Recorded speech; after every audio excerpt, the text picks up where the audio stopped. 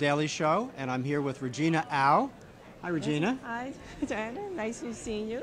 We're going to talk about systems biology. Yes. You're running a program on this topic, and everyone has their own definition from medical school or PhD training on systems biology. But what is the modern definition? Where is it anchored in the world today? Well, systems biology today, the purpose is really to understand diseases better. So if you think of the body as a system, it's made up of a lot of different networks. And systems biology is really understanding how all the networks relate to each other and fully understanding the human body. So there are academic people now working in systems biology? Yes, they're avidly working in systems biology. On the panel that I had, we have a gentleman from Dana-Farber Cancer Institute. He's Associate Director. His name is David Hill. He's Associate Director of the Cancer Center for Systems Biology.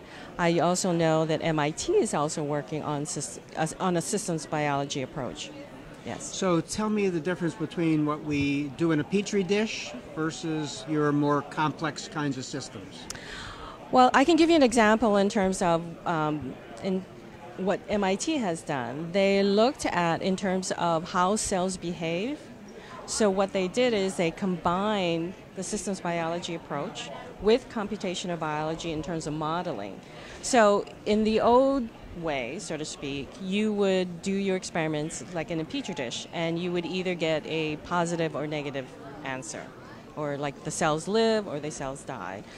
But if you combine the two, and what they found is that when they tried to use growth factor in different areas of the cell, sometimes the cells lived and sometimes the cell died. So you actually got more answers or more information in terms of the behavior of the cells versus just one answer in the petri dish.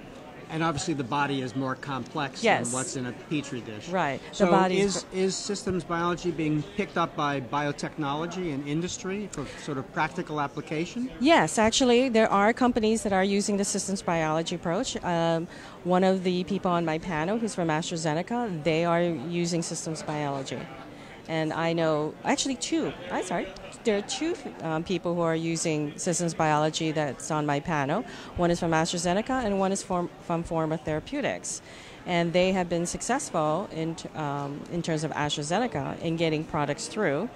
What's nice about using the systems biology and with Forma Therapeutics is they've been able to attract funding as well as partnerships because they understand the diseases better, and they can choose better biomarkers, better targets, and therefore the efficacy in terms of the products will be better.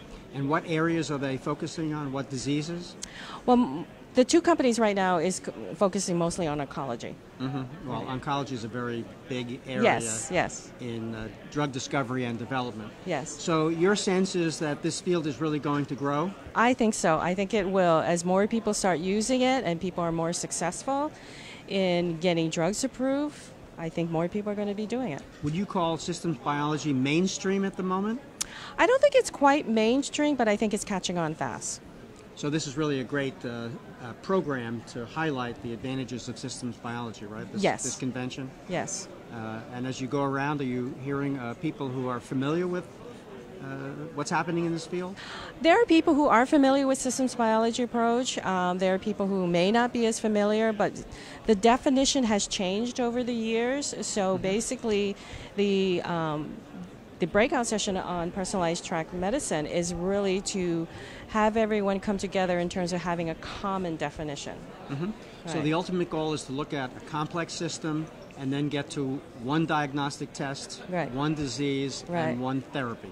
Yes. Using this approach. But it's more in terms of going from looking at people from genotype to really phenotype. So there are subclasses of people you're going to look at. So no drug is going to work on everyone, but now you're going to be able to divide out or be able to stratify patients in respect to which is the right drug for the right patient.